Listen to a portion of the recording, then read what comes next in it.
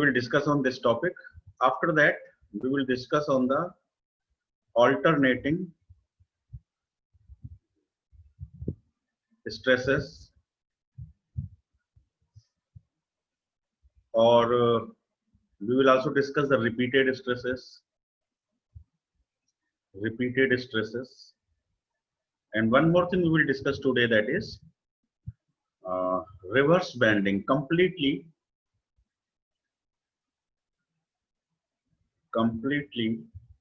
reversed stresses. Okay, so today's focus will be on the first will be on stress concentration, then these type of stresses, and all these stresses comes under fluctuating loading. These all are types of fluctuating stresses. These all are types of fluctuating stresses.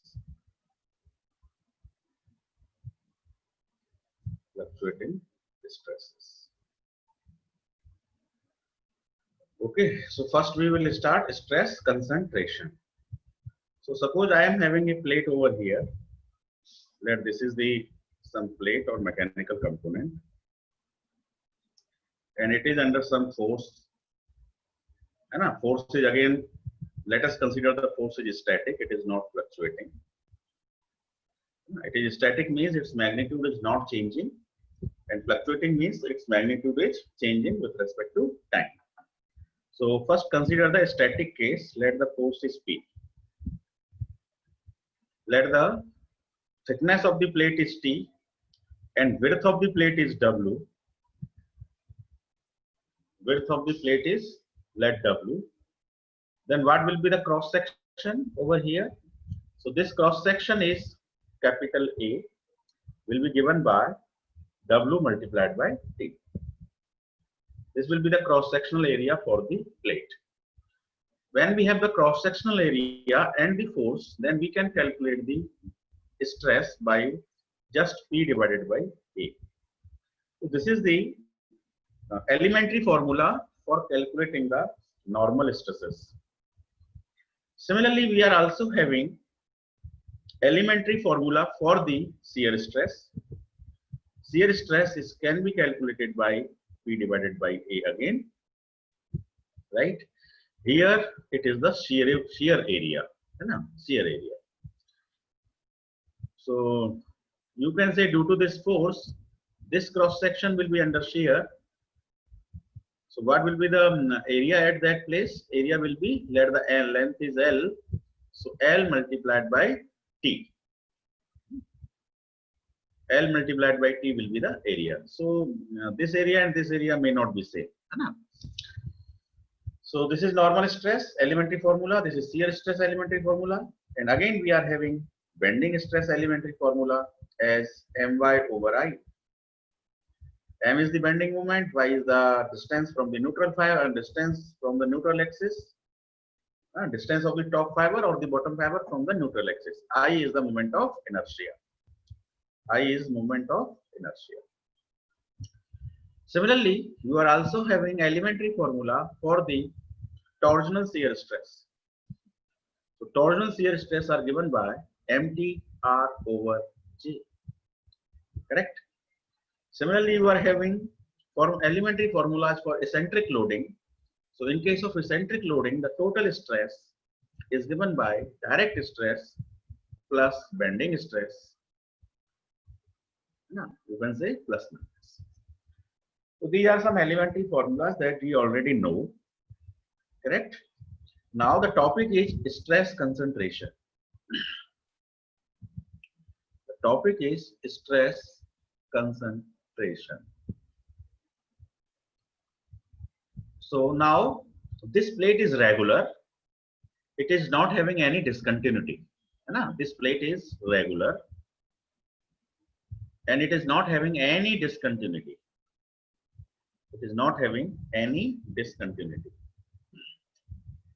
I am showing you another plate. This is the plate again. And suppose there is a hole in between the plate.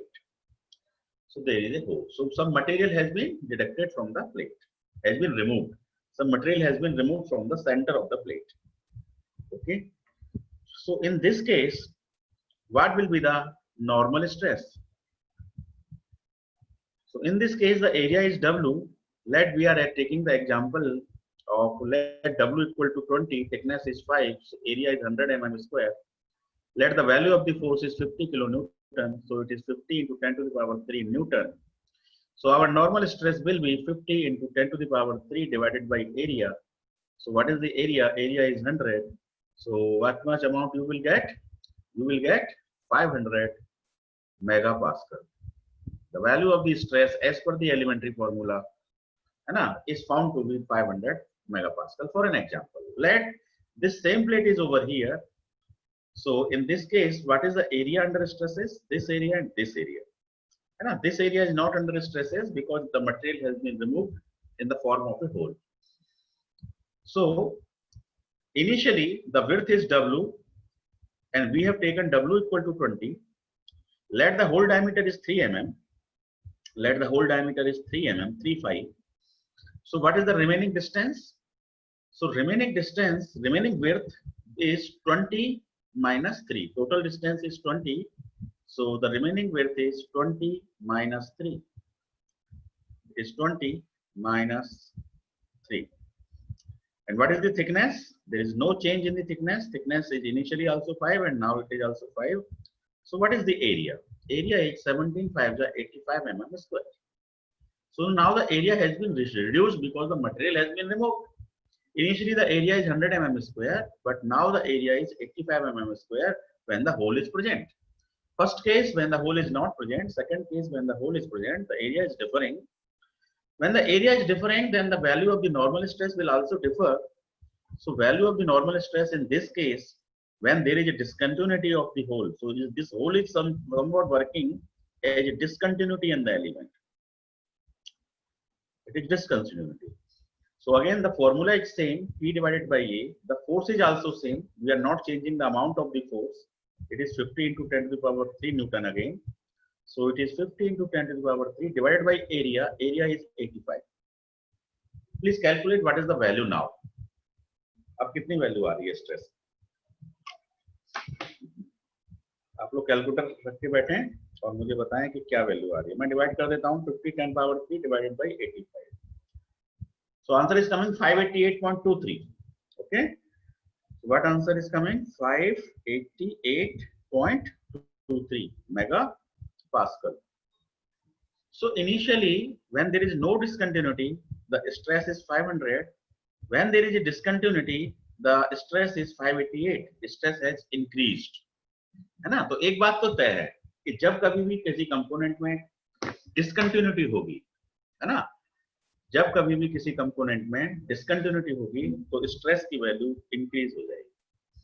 ठीक है, हमने दोनों cases में formula same लगाया है. We have used the same formula P by A in the first case when the discontinuity is not present, and in the second case when the discontinuity is present we have used same formula. But in some case we are getting 500 megapascal and another case we are getting 588 megapascal. So whenever there is a discontinuity in the component, the stress will be increased. Stress will be increased. Now,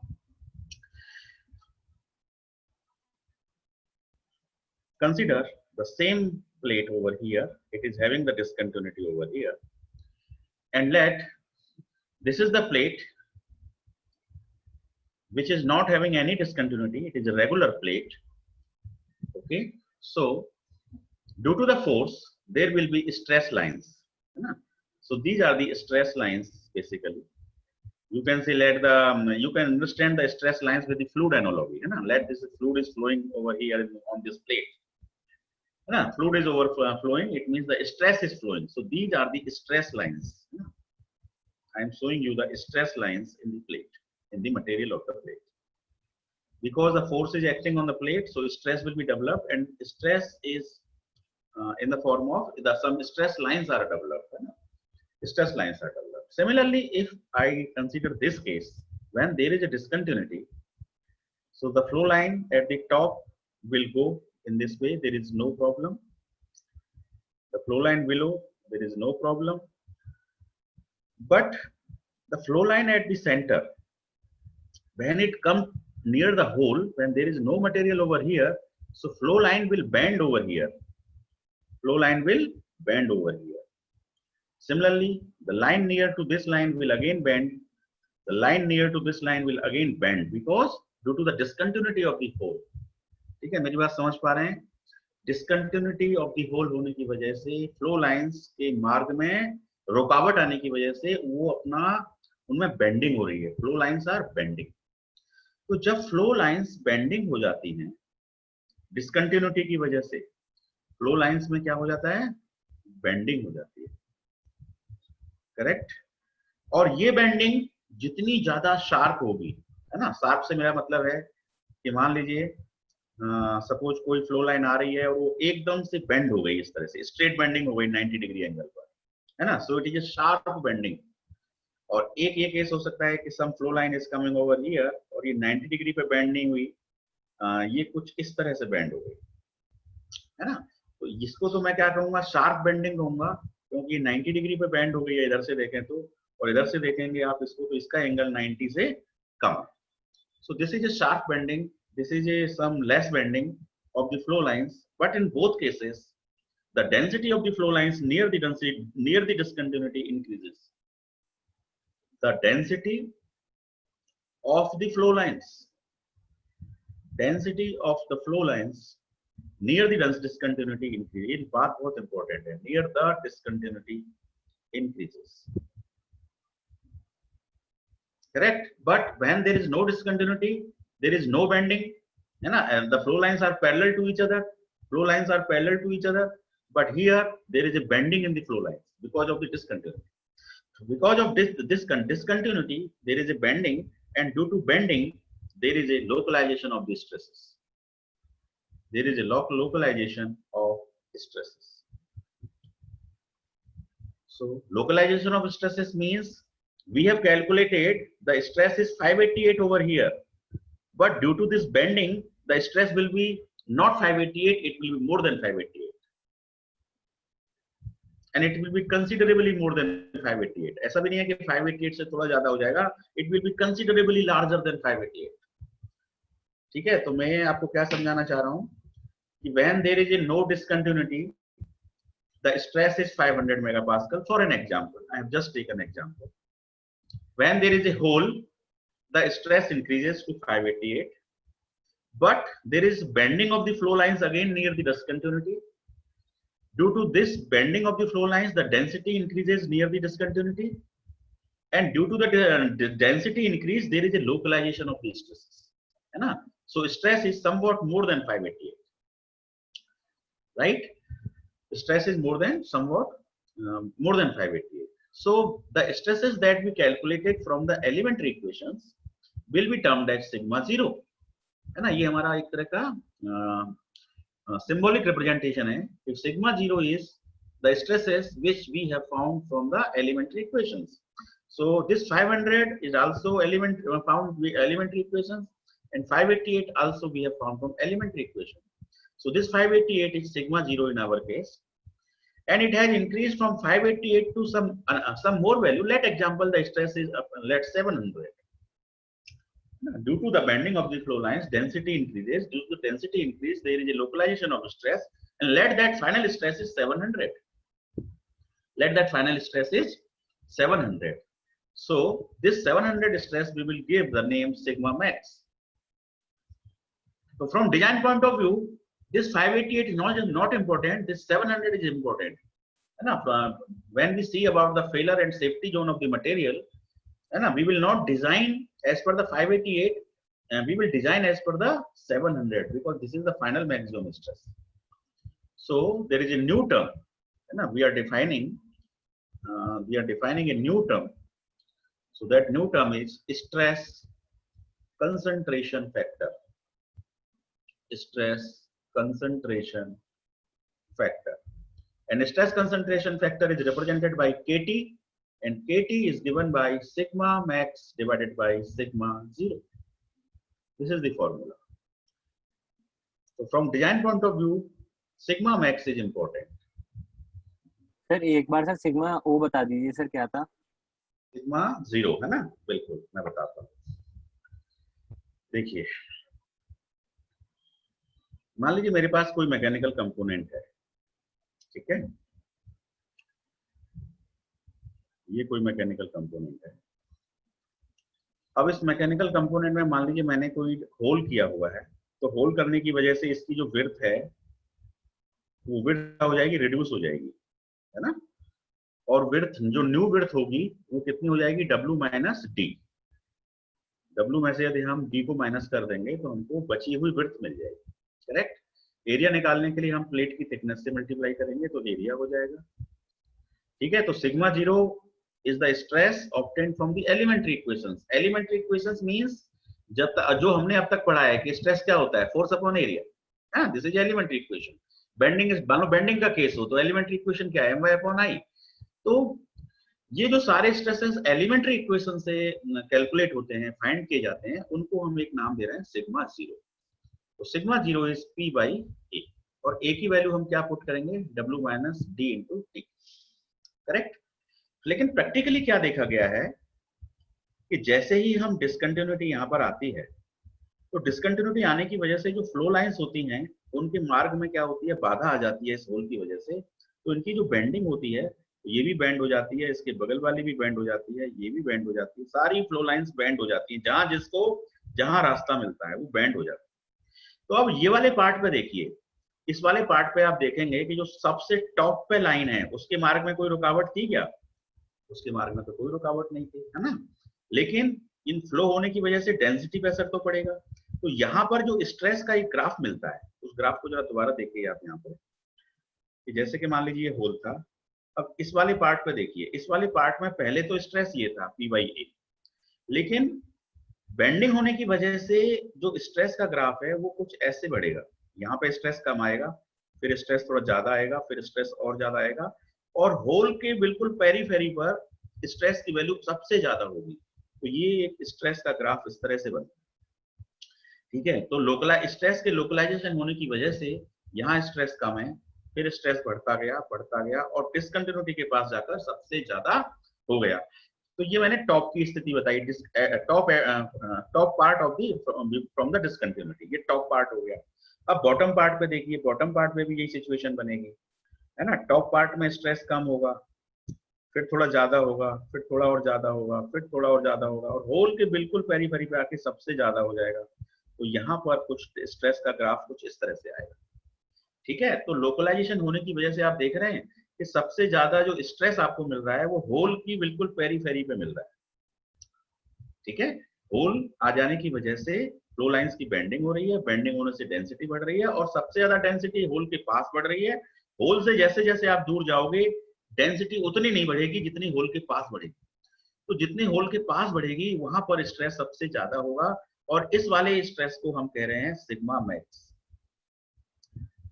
ठीक है। Localisation होने के बाद उसे हम कह रहे हैं सिग्मा मैक्स। अब सिग्मा मैक्स का और सिग्मा 0 का जो रेशियो है उसको हम कह रहे हैं केटी, यानी कि स्ट्रेस कंसंट्रेशन फैक्टर, ठीक है। मान लीजिए हमको किसी क्वेश्चन में सिग्मा 0 पता है, जैसे कि हमारी अभी पहले एग्जांपल में 588 मेगापास्कल था, है ना, एलिमेंट्री इक्वेशन से। तो डिजाइनर के लिए तो ये स्ट्रेस इंपॉर्टेंट ही नहीं है, क्योंकि लोकलाइजेशन होने की वजह से स्ट्रेस की वैल्यू मच मच हायर हो रही है। तो मान लेते हैं कि केटी की वैल्यू यदि 2.1 है, मान लो 2 है केटी की value, stress concentration factor is 2। तो यदि हम केटी की जगह 2 रख देंगे, सिग्मा मैक्स हम यहाँ रख लें, सिग्मा 0 हमारा 588 है। So what will be the value of sigma max, 588 into 2 कितना हो गया, 1176 1176।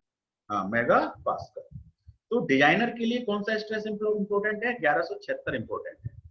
तो सिग्मा 0 तो एलिमेंट्री इक्वेशन से आ जाएगा। अब ये केटी को डिजाइनर कैसे फाइंड करेगा, है ना, केटी को डिजाइनर कैसे फाइंड करेगा, ये हमारे लिए क्वेश्चन हो सकता है कि how will we find the KT. तो केटी को फाइंड करने के लिए बहुत सारे साइंटिस्टों ने इस पर रिसर्च करी है, बहुत सारे एक्सपेरिमेंट किए हैं, है ना। बहुत सारे लोगों ने बहुत कई तरह तरह के मॉडल्स बनाए हैं। अब उनमें से कुछ मॉडल्स फाइनाइट एलिमेंट एनालिसिस के बेस पर बने हुए हैं, है ना। फाइनाइट एलिमेंट मेथड, ये नाम आपने सुना होगा। इसमें हम किसी भी मॉडल को या किसी भी प्लेट को छोटे छोटे पार्ट्स में डिवाइड कर देते हैं, है ना, वेरी वेरी स्मॉल पार्ट्स में उसको डिवाइड कर देते हैं और हर पार्ट पे हम स्ट्रेस कैलकुलेशन करके फिर उनको कंबाइंड करते हैं, है ना, तब हमको ये मेथड रिजल्ट्स देती है।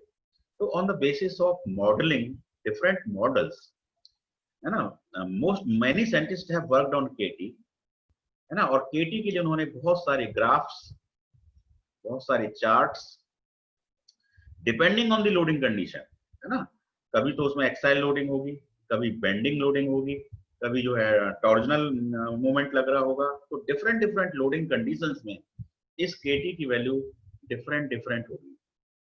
तो उसके लिए बहुत सारी रिसर्च हुई है, तो उसके बेस पर आपको बहुत सारे रेडीमेड ग्राफ्स और चार्ट्स कहां पर अवेलेबल हैं, आपकी डाटा बुक में अवेलेबल है। अभी हम डाटा बुक शेयर करूंगा आपके साथ में। तो जो मशीन डिजाइन डाटा बुक है उसमें केटी के लिए बहुत सारे ग्राफ्स दिए हुए हैं, है ना। तो मेरे ख्याल से अब क्लियर हो गया, जिसने पूछा था सिग्मा जीरो को दोबारा एक्सप्लेन करें। Yes sir, yes sir. हाँ, तो अब चलिए मैं क्लियर ऑल ड्राइंग्स करता हूँ। तो अभी तक देखो मैंने सिर्फ आपको ये बताया है कि डिसकंटिन्यूटी होने की वजह से स्ट्रेस लोकलाइज्ड हो जाता है, स्ट्रेस की वैल्यू बढ़ जाती है, और वो किस फैक्टर से बढ़ जाती है, स्ट्रेस कंसंट्रेशन फैक्टर की के हिसाब से बढ़ जाती है। और केटी के लिए हमने एक जनरल फॉर्मूला आपको बता दिया है कि KT is the ratio of sigma zero. ठीक है, अभी तक हमने होल की डिसकंटिन्यूटी को पढ़ा है। अब जरा एक चीज और देखिए, मान लीजिए कि ये शाफ्ट है, ये क्या है, एक शाफ्ट है, ठीक है। अब इस शाफ्ट के अंदर बताओ कोई डिसकंटिन्यूटी है क्या? इस शाफ्ट के अंदर तो कोई डिसकंटिन्यूटी नहीं है फिलहाल, है ना। अब एक मैं दूसरा शाफ्ट दिखा रहा हूं आपको, उस शाफ्ट में देखिएगा कि क्या उसके अंदर कोई डिसकंटिन्यूटी है क्या। तो मान लीजिए कि एक बार मैंने आपको ये शो किया, और शाफ्ट में आपको पता है कि जनरली हम लोग क्या बना देते हैं, कीवे बना देते हैं फॉर द की, है ना। ये आपने देखा होगा शाफ्ट में क्या बनाया जाता है, कीवे। तो ये कीवे जो बना दिया हमने शाफ्ट में, ये एक तरह की डिसकंटिन्यूटी है, ये एक तरह की क्या है, डिसकंटिन्यूटी है। तो इस डिसकंटिन्यूटी की वजह से फ्लो लाइंस क्या होंगी, बेंड होंगी। फ्लो लाइंस बेंड होंगी, जैसे कि मान लीजिए ये फ्लो लाइन आ रही है ना, ये फ्लो लाइन ऐसे जा रही है, देखो जा रही है, रास्ते में कीवे आ गया, तो कीवे आने की वजह से ये फ्लो लाइन बेंड हो गई, और फिर ये स्ट्रेट स्ट्रेट कुछ इस तरह से ये ऐसे करके फ्लो लाइंस बनी, ठीक है। तो इस बेंडिंग की वजह से लोकलाइजेशन ऑफ द स्ट्रेस हुआ, लोकलाइजेशन ऑफ द स्ट्रेस से स्ट्रेस की वैल्यू नियर द डिसकंटिन्यूटी बहुत ज्यादा हो गई, और हमारा मटेरियल उस डिसकंटिन्यूटी के पास फेल हो जाता है यदि हम एलिमेंट्री इक्वेशन से डिजाइन करते हैं तो। इसलिए स्ट्रेस कंसंट्रेशन फैक्टर को डिजाइन में इंक्लूड करना बहुत ही जरूरी है for the safety of the material and safety of the component और the safety of the shaft. ठीक है, तो मैंने देखो एक तो होल आपको बता दिया, एक मैंने शाफ्ट में डिसकंटिन्यूटी बता दी, एक और डिसकंटिन्यूटी आपको बताता हूं कि कैसे डिसकंटिन्यूटी, और ये डिसकंटिन्यूटी हम जानबूझ के नहीं करते हैं, these are the requirement, these are the requirement in mechanical engineering, है ना। कीवे कोई हम जान के नहीं करते हैं, कीवे इज द रिक्वायरमेंट, है ना। जब तक हम कीवे नहीं बनाएंगे तो उसमें की फिट नहीं होगी, और की फिट नहीं होगी तो शाफ्ट से लेके हब पर टॉर्क ट्रांसमिट नहीं होगा। So this कीवे is necessary for us, है ना। और जब कीवे नेसेसरी है तो डिसकंटिन्यूटी प्रेजेंट हो गई, डिसकंटिन्यूटी से स्ट्रेस कंसंट्रेशन होगा, तो उस स्ट्रेस कंसंट्रेशन को हैंडल करना डिजाइनर की जिम्मेदारी है, correct, for the safety of the component. अब एक और एग्जांपल देखिए डिसकंटिन्यूटी का। मान लेते हैं कि ये कोई शाफ्ट है ना, कोई शाफ्ट है या प्लेट ही मान लो कि ये कोई प्लेट है। अब इस प्लेट में यहाँ पर तो विड्थ W है या W1 है, यहाँ के बाद में एक थोड़ा सा इसमें फ्लैट लाए, और फ्लैट लाने के बाद में इसकी जो विड्थ है वो रिड्यूस हो गई, ठीक है। तो अब देखेंगे कि कुछ पार्ट में तो इसकी विड्थ W1 है, इस पार्ट में तो विड्थ W1 है, और जो रिमेनिंग पार्ट है उसके अंदर इसकी जो विड्थ है वो W2 है, ठीक है। तो विड्थ जो है W1 से W2 रिड्यूस हो गई। तो पहले जो फ्लो लाइंस आ रही थी, ध्यान से देखिएगा, पहले जो फ्लो लाइंस आ रही थी उनको ज्यादा स्पेस मिल रहा था, ये फ्लो लाइन, दूसरी फ्लो लाइन, तीसरी फ्लो लाइन, चौथी फ्लो लाइन। तो इन फ्लो लाइंस के बीच में जो डिस्टेंस थी वो पहले ज्यादा थी, लेकिन जैसे ही वो फ्लो लाइंस यहाँ पे आई तो यहाँ आने के बाद इनमें बेंडिंग हुई, है ना, ये बेंडिंग हुई, कुछ ये बेंडिंग हुई, कुछ ये बेंडिंग हुई, कुछ ये बेंडिंग हुई। तो अब देखेंगे आप इन चारों लाइंस के बीच में जो डिस्टेंस है वो पहले के कंपैरिजन में थोड़ी सी क्या हो गई है, रिड्यूस हो गई है। तो फ्लो लाइंस आपकी नजदीक आ गई हैं, फ्लो लाइंस आपकी नजदीक आ गई है, मतलब फ्लो लाइंस की डेंसिटी बढ़ गई है। फ्लो लाइंस की डेंसिटी बढ़ने का मतलब है स्ट्रेस लोकलाइज्ड हो गया है। और स्ट्रेस लोकलाइज्ड हो गया है, मतलब आपको स्ट्रेस कंसंट्रेशन फैक्टर फाइंड करना पड़ेगा, तभी आपको सिग्मा मैक्सिमम मिलेगा। So this flat is also a type of discontinuity. ठीक है, और फ्लैट हमारी रिक्वायरमेंट होती है मैकेनिकल कंपोनेंट्स में, फ्लैट के बिना तो काम ही नहीं चलता है। ठीक है, तो इसे ये इसलिए stress concentration chapter is important. तो तीन एग्जांपल मैंने आपको बता दिए, hole is a discontinuity, keyway is a discontinuity, flat is a discontinuity. Correct. अब देखो, अब थोड़ी सी बात कर लेते हैं कि how to reduce this stress concentration, है ना। मैं क्लियर कर देता हूं, how to reduce the stress concentration. Stress concentration तो होगा ही, जैसे फ्रिक्शन है ना, तो होता ही है, नेसेसरी एविल है, ऐसा ही स्ट्रेस कंसंट्रेशन होगा ही मैकेनिकल कंपोनेंट। कोई ना कोई डिसकंटिन्यूटी आ जाएगी, है ना। आप नहीं लाएंगे, कभी कभी मटेरियल डिसकंटिन्यूअस होता है, मटेरियल इज नॉट होमोजेनियस, तो उसके अंदर भी कुछ ब्लो होल्स होते हैं, तो वो ब्लो होल्स होते हैं, क्रैक्स होते हैं, that are also type of discontinuity, तो उसकी वजह से भी स्ट्रेस कंसंट्रेशन होगा। तो we can handle the stress concentration, लेकिन हम उसको जीरो नहीं कर सकते, है ना। जीरो करने का मतलब हमारा मटेरियल इज आइडियल मटेरियल, है ना। जीरो करने का मतलब है आवर मटेरियल इज आइडियल, है ना। The material is homogeneous, material is isotropic, है ना, every property is ideal. So how to reduce the stress concentration. अब देखिएगा, मान लीजिए मैं एक एग्जांपल देता हूं आपको, एक मैकेनिकल कंपोनेंट है, और इस मैकेनिकल कंपोनेंट में मान लीजिए एक इस तरह से नॉच है, एक इस तरह से क्या है, इसके अंदर नॉच है। तो देखिए इसमें क्या होगा, जैसे ही इसमें हम फ्लो लाइंस की मूवमेंट देखेंगे, तो ये फ्लो लाइंस ऐसे आएगी, और फ्लो लाइंस आएगी तो उसके बाद नॉच बीच में आने की वजह से इसके अंदर बेंडिंग होगी, है ना, बेंडिंग होगी। और जैसे ही बेंडिंग होगी, तो बेंडिंग होने से क्या होगा, वही डेंसिटी बढ़ेगी, स्ट्रेस लोकलाइज्ड होगा, स्ट्रेस कंसंट्रेशन होगा। सो ये भी आप एक एग्जांपल समझ सकते हैं कि नॉच भी एक तरह की डिसकंटिन्यूटी है ना। Hole is a discontinuity, fillet is a discontinuity, keyway is a discontinuity, notch is a discontinuity. ठीक है, तो अब यहाँ पे क्या हो रहा है, स्ट्रेस कंसंट्रेशन हो रहा है। अब इस स्ट्रेस कंसंट्रेशन को रिमूव कैसे करें, मतलब हैंडल कैसे करें। तो मैकेनिकल में हम क्या करते हैं, इसी कंपोनेंट को ले लेते हैं दोबारा से। अब इस मैकेनिकल कंपोनेंट में ये तो नॉच यहाँ पर थी पहले से, है ना, ये नॉच तो यहाँ पर थी पहले से। अब इस नॉच की वजह से डिसकंटिन्यूटी हो रही थी, तो हम क्या करेंगे, इसके अंदर थोड़े होल्स, एडिशनल होल्स ड्रिल कर देंगे।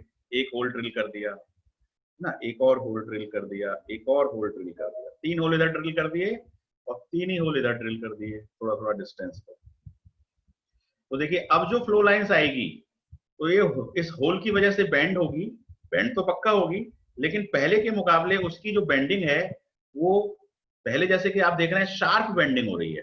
कितनी बेंडिंग हो रही है, sharp.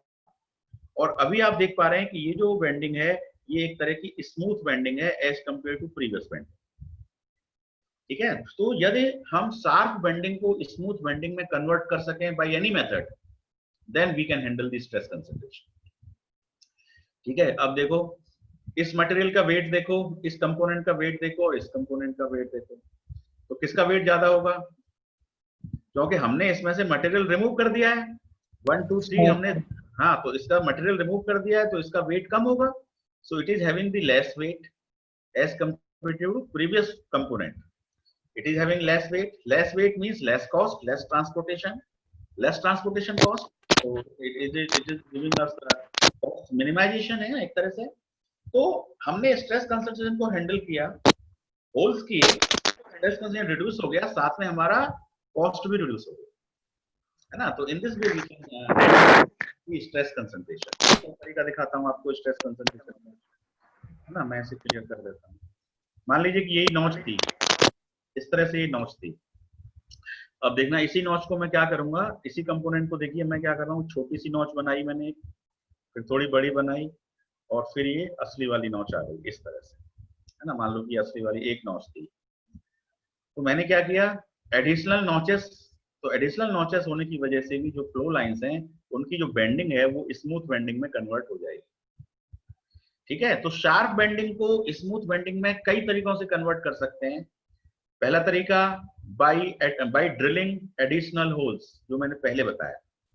by drilling additional holes. दूसरा तरीका मैंने आपको बताया by giving additional notches, putting additional notches. Additional notch भी डाल सके भी कर सकते हैं. अब तीसरा तरीका देखिए, है ना, स्ट्रेस को रिड्यूस करने का. वही नॉच ले लेते हैं, मान लो कि ये नॉच है, तो एक बार तो हमने क्या किया, होल्स ड्रिल कर दिए थे, दूसरी बार हमने नॉचेस एडिशनल कर दी थी. अब तीसरी बार में हम क्या करेंगे, मटेरियल को हम इसमें अंडरकट लगा देते हैं, है ना. मान लीजिए कि अभी फ्लो लाइंस ऐसे जा रही हैं, ऐसे शार्प बेंडिंग हो रही है, शार्प बेंडिंग.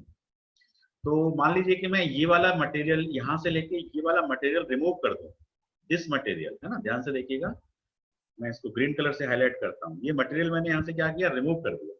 तो जैसे ये मटेरियल मैंने रिमूव किया तो फ्लो लाइंस की जो बेंडिंग है, जो पहले शार्प हो रही थी, वो अब क्या होने लग जाएगी, स्मूथ बेंडिंग में आ जाएगी, है ना. तो इस तरह से material removal, additional material removal करके भी हम स्ट्रेस कंसंट्रेशन को रिड्यूस कर सकते हैं, है ना. बहुत सारी मेथड है.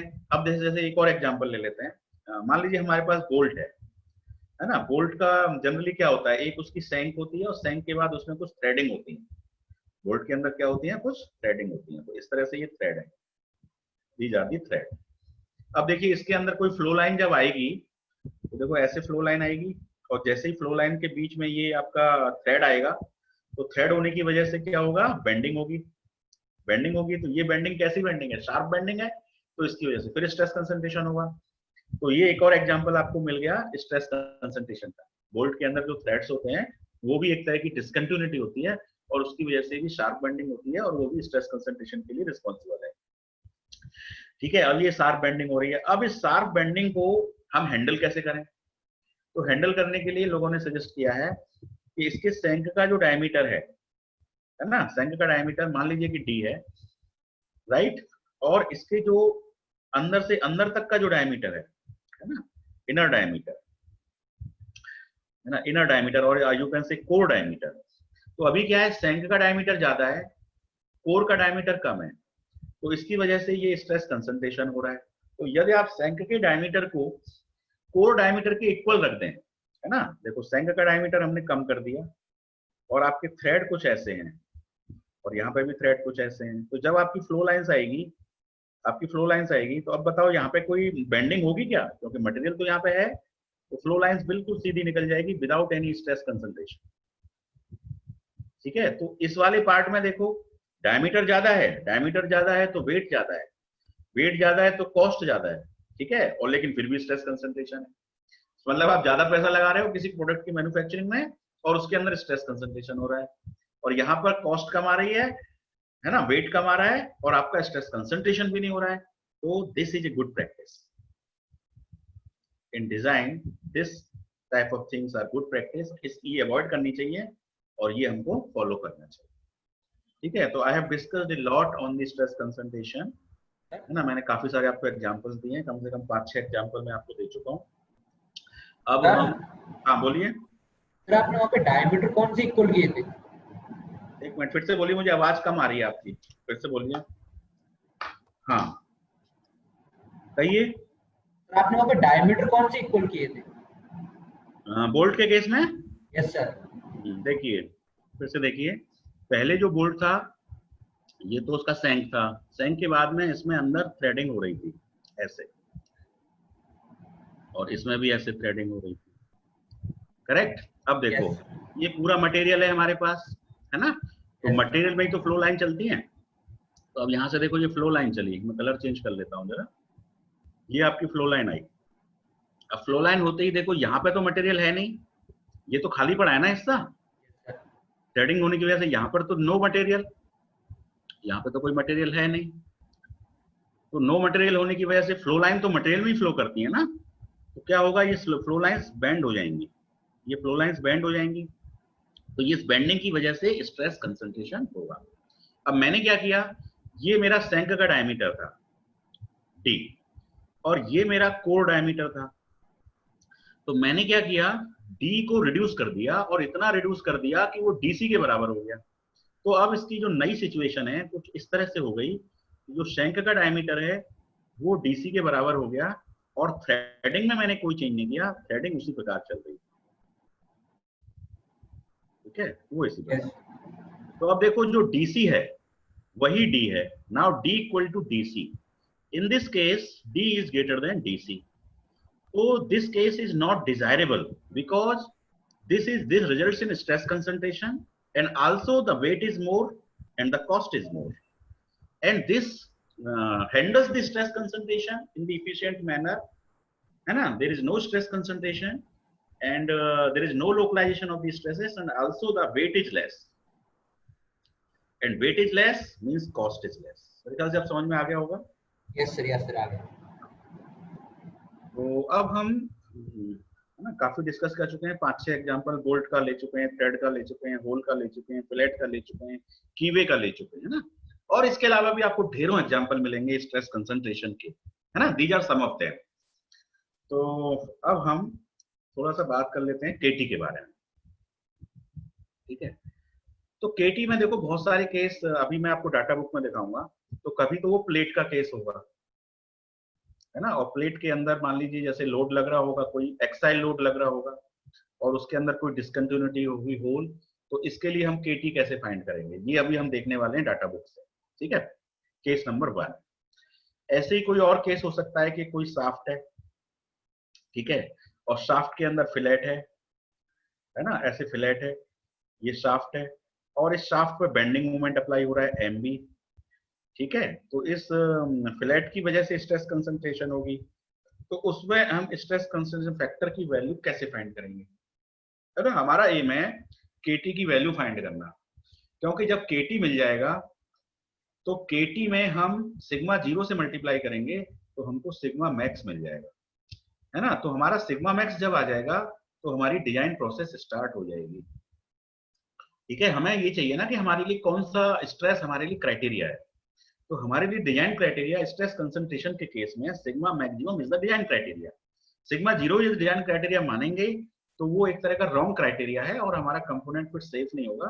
मतलब हम तो कहेंगे कि सेफ है लेकिन वो एक्चुअली सेफ नहीं होगा, है ना? और वो साइट पे जाकर जब भी वो उसके यूज में आएगा तो वो फेल होगा।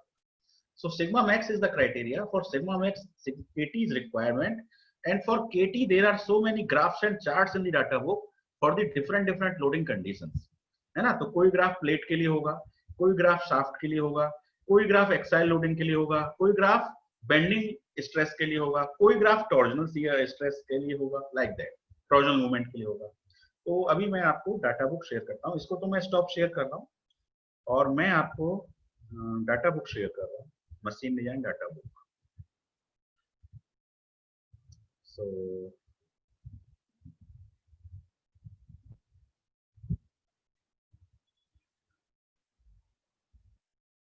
machine design data book. This is the machine design data book. Okay, so it is shared. Yes, the data book is visible to you, front page. Yes, sir. है ना? तो ये भी काफी बड़ी डाटा बुक है। आप देख रहे हैं कि इसके अंदर कितने पेजेस हैं टोटल? 881, है ना? आपको दिख रहा होगा इसके अंदर 881 पेजेस हैं टोटल, है ना? 881 पेजेस आ गया। तो अभी हम इसमें स्ट्रेस कंसंट्रेशन को समझने वाले हैं। तो स्ट्रेस कंसंट्रेशन के लिए मैं जरा सा इसमें पहले टूल बॉक्स ले लेता हूँ। So this is a tool box, this is a pen. So ये डाटा बुक हो गई आपकी। डाटा बुक में अब हम थोड़ा सा आगे मैं आपको एक आउटलुक देता हूँ कि आपके लिए कौन कौन से चैप्टर्स इसमें इंपॉर्टेंट है ना? तो ये इनिशियली चीजें तो हटा देते हैं। अब इसमें देखो पहला क्या है चैप्टर, बेसिक टेबल्स है ना? तो ये तो सब एक्चुअली सब पता ही है आपको, मतलब एक बार फिर भी पढ़ सकते हैं, है ना? एरिया वॉल्यूम में मतलब क्या कन्वर्जन होते हैं, है ना? स्क्वायर यार्ड को स्क्वायर फीट में बदलना है, लाइक इस तरह की जो कन्वर्जेशन होती है वो इनिशियली एक जगह आपको दी हुई है ना? डिफरेंशिएशन के फॉर्मूले बहुत सारे दिए हुए हैं, इंटीग्रेशन के फॉर्मूले दिए हैं, है ना? मैथमेटिकल और उन चीजों का कॉम्बिनेशन टाइप का है, एक तरह का आपके लिए फॉर्मूला बेस्ड चैप्टर है ये, पढ़ सकते हैं इसको, कोई उसमें इशू नहीं है, कुछ काम ही आएगा आपके। Properties of the engineering materials, है ना? तो ये आपके लिए इंपॉर्टेंट चैप्टर है। जैसे अभी तक हम स्टैटिक लोडिंग के क्वेश्चन कर रहे थे, तो वहां पे जैसे मटेरियल दिया होता था 40C8, है ना। तो एग्जाम में क्या होता है, जनरली 40C8 की प्रॉपर्टी नहीं देते हैं, है ना, कि SYT कितना है। तो वो आपको डाटा बुक से देखनी चाहिए। तो यहाँ पे आपको मटेरियल की प्रॉपर्टीज मिल जाएंगी, है ना। कास्ट आयरन की प्रॉपर्टीज मिल जाएंगी, कास्ट स्टील की मिल जाएंगी, प्लेन कार्बन स्टील की मिल जाएंगी। तो आप प्लेन कार्बन स्टील 2.11 पे जाके अपनी यील्ड स्ट्रेस को यहाँ इस वाले चैप्टर में से ढूंढ सकते हैं, है ना। तो उसको भी आप देख लीजिएगा, है ना। और ये देखो free cutting steel, alloy steel, ये सब डिजिग्नेशन जो हमने पढ़े हैं ना, और जो फैक्टर बताए थे केमिकल कंपोजिशन वगैरह के, जैसे अलॉय स्टील को रिप्रेजेंट करते हैं और हाई अलॉय को कैपिटल X से करते हैं, है ना, और उसको XT से करते हैं। तो वो सारी बातें, फैक्टर वगैरह, वो सब भी आपको इसी चैप्टर में मिल जाएंगे, है ना। So this chapter is important. इसके अंदर मैकेनिकल प्रॉपर्टीज मिल जाएंगी और डिजिग्नेशन में भी ये आपको हेल्प करेगा। एग्जाम में कोई क्वेश्चन आता है डिजिग्नेशन का, केमिकल कंपोजिशन का, तो आप यहाँ से हेल्प लेके कर सकते हैं। लेकिन हेल्प जब ही ले पाएंगे जब आपने चैप्टर थोड़ा सा पहले से पलट लिया होगा, ठीक है। तो अब मैं जरा सा इसमें आगे चलता हूँ।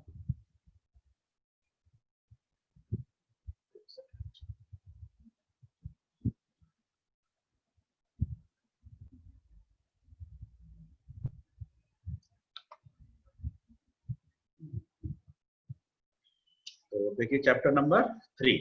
चैप्टर नंबर 3 क्या है, मैन्युफैक्चरिंग कंसीडरेशंस इन डिजाइन।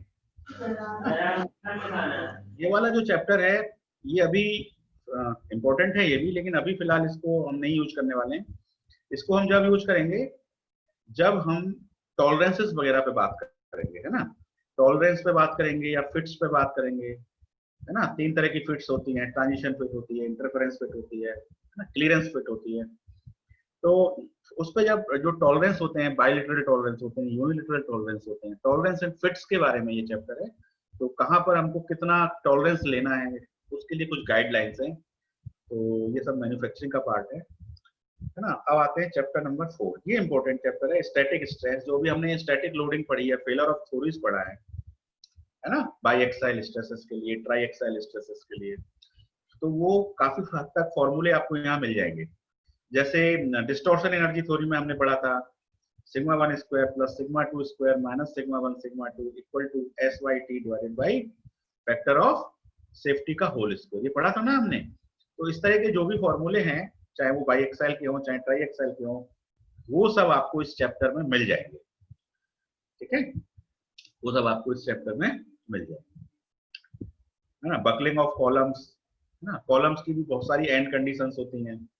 जैसे एक कॉलम तो ऐसा होता है कि वो एक जगह फिक्स होता है और दूसरे पॉइंट पर वो क्या रहता है, फ्री रहता है। तो A पॉइंट पे वो फिक्स है और B पॉइंट पे वो क्या रहता है, फ्री। एक कॉलम इस तरह का हो सकता है। एक कॉलम ऐसा होता है कि वो यहाँ पे हिंज है और यहाँ पर भी हिंज है, तो it is hinge at both the places. एक कॉलम ऐसा होता है कि एक जगह फिक्स होता है, एक जगह हिंज होता है। एक कॉलम ऐसा होता है कि वो दोनों जगहों पर फिक्स रहता है, ठीक है। तो इन कंडीशन के हिसाब से इनके क्रिपलिंग लोड में वेरिएशंस आते हैं, है ना। कौन सा कॉलम ज्यादा क्रिपलिंग लोड बियर कर सकता है, कौन सा कम बियर करेगा, तो उसके अकॉर्डिंग इनके कोफिशिएंट होते हैं, है ना। तो जैसे इस वाले केस में कोफिशिएंट n इक्वल टू 1 होता है, इस वाले केस में n इक्वल टू 4 होता है, इस वाले केस में n इक्वल टू 2 होता है, इस वाले केस में n इक्वल टू 1/4 होता है। ये आपने शायद सॉम में पढ़ा होगा, स्ट्रेंथ ऑफ मटेरियल में जब कॉलम का चैप्टर आप पढ़ते हैं।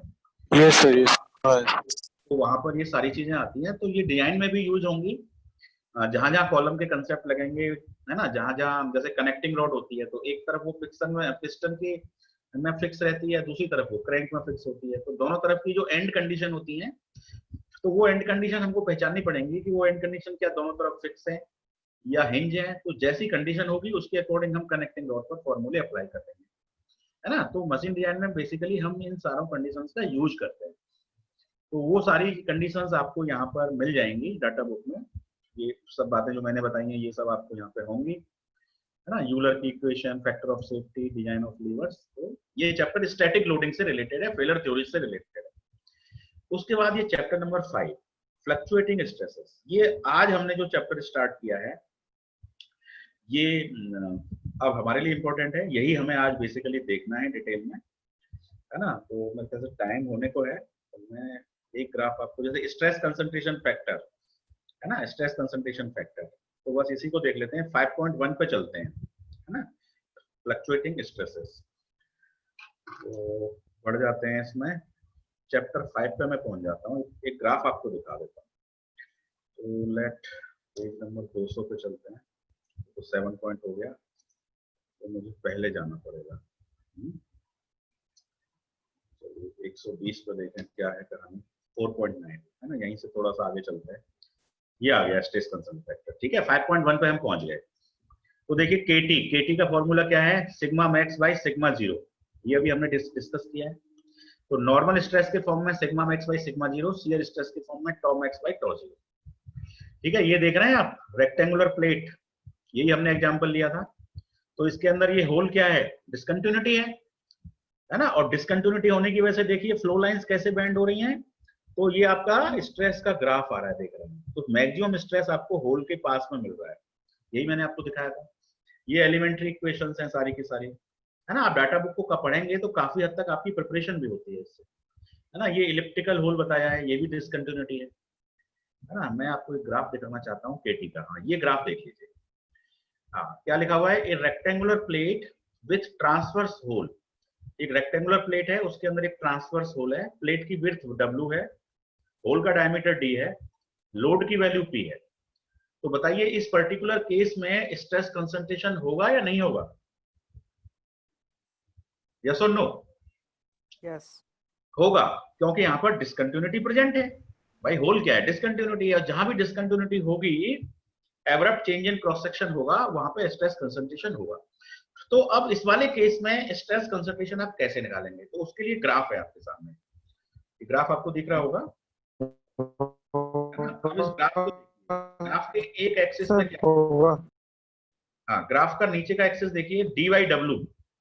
डी है डायमीटर होल का, डब्ल्यू है विड्थ प्लेट की। तो डी बाई डब्ल्यू मान लो हमने मार्क कर लिया कि सपोज वो 0.2 है हमारे केस में। हम तो ये तो निकाल ही लेंगे ना अपने क्वेश्चन में।